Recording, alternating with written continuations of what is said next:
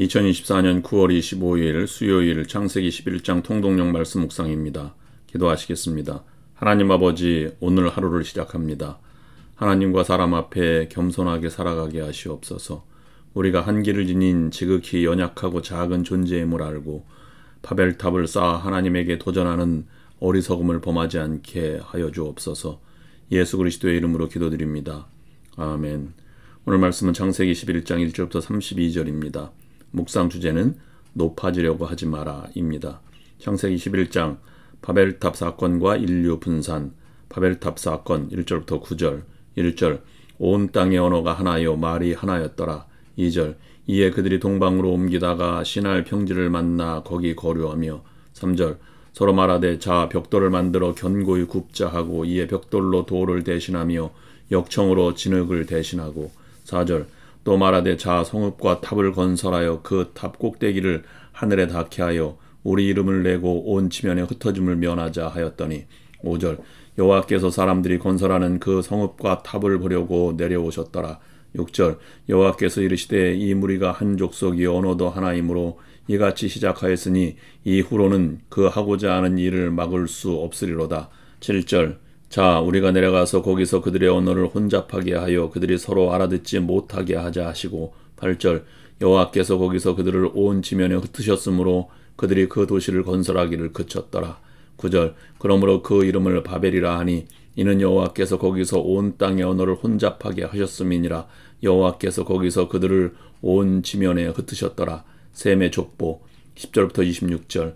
10절 셈의 족보는 이러하니라. 셈은 100세 곧 홍수 후 2년에 아르박삿을 낳았고. 11절 아르박삿을 낳은 후에 500년을 지내며 자녀를 낳았으며.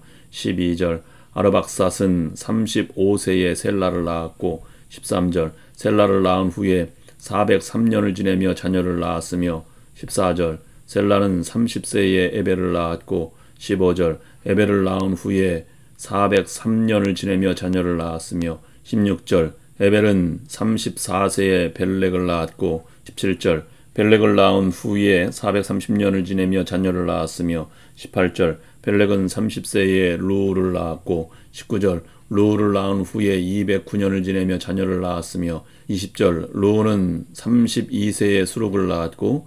21절 수룩을 낳은 후에 207년을 지내며 자녀를 낳았으며. 22절 수룩은 30세에 나홀을 낳았고. 23절 나홀을 낳은 후에 200년을 지내며 자녀를 낳았으며. 24절 나홀은 29세에 데라를 낳았고. 25절 데라를 낳은 후에 119년을 지내며 자녀를 낳았으며. 26절 데라는 70세에 아브라함과 나홀과 하란을 낳았더라. 데라의 족보 27절부터 32절. 27절 데라의 족보는 이러하니라. 데라는 아브라함과 나홀과 하란을 낳고 하란은 롯을 낳았으며. 28절 하란은 그 아비 데라보다 먼저 고향 갈대아인의 우르에서 죽었더라.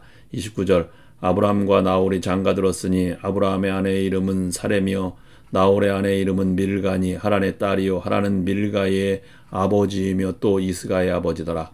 30절 사레는 임신을 하지 못함으로 자식이 없었더라. 31절 데라가 그 아들 아브라함과 하란의 아들인 그의 손자 롯과 그의 며느리 아브라함의 아내 사레를 데리고 갈대아인의 우르를 떠나 가나안 땅으로 가고자 하더니 하란에 이르러 거기 거류하였으며. 32절 데라는 나이가 205세가 되어 하란에서 죽었더라. 아멘. 모두 50장으로 구성된 창세기를 크게 두 부분으로 나누면 1장부터 11장은 원역사로 부르며 아브라함 선택 이전의 세상 창조부터 타락을 기록하고 있습니다. 이것은 처음 세상 이야기라고 할 수 있고 12장부터 50장은 이스라엘의 기원, 믿음의 족장들의 이야기라고 할 수 있습니다.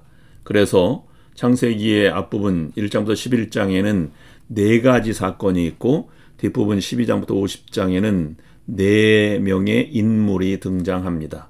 우리가 잘 아는 4명의 인물은 아브라함, 이삭, 야곱 그리고 요셉이며 그 이전에 나오는 4가지 사건은 천지창조, 선악과 사건, 노아의 홍수 그리고 바벨탑 사건입니다.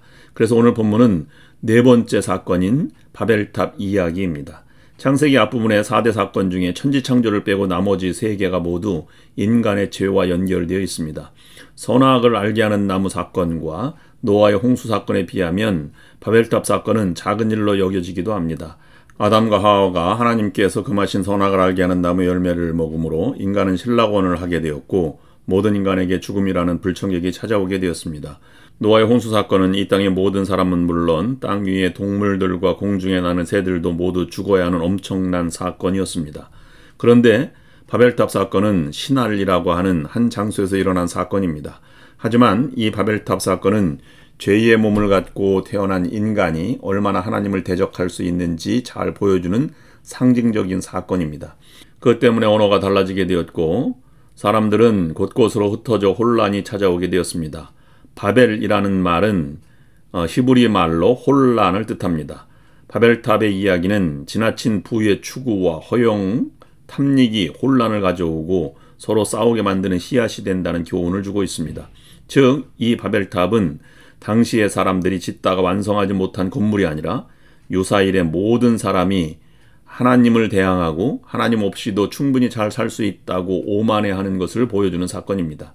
사람들이 바벨탑을 쌓으려고 한 것은 자기들의 이름을 내기 위함이었다고 본문은 말하고 있습니다. 스스로 온 지면의 흩어짐을 면하기 위함이었습니다. 자기들의 능력을 과시하는 동시에 어떤 상황이 와도 살아남을 수 있는 방비를 하게 된 것입니다.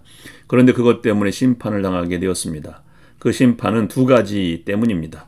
첫째는 교만이라고 하는 죄 때문입니다. 하나님 없이 자신들의 힘으로 무엇이든지 할 수 있다는 의지를 보인 것이고 자기들의 힘과 능력과 지혜를 과시하면서 스스로 높임을 받겠다는 의지를 보인 것입니다.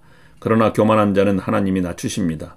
그러므로 잘 될수록 겸손한 자세를 갖는 것이 필요합니다.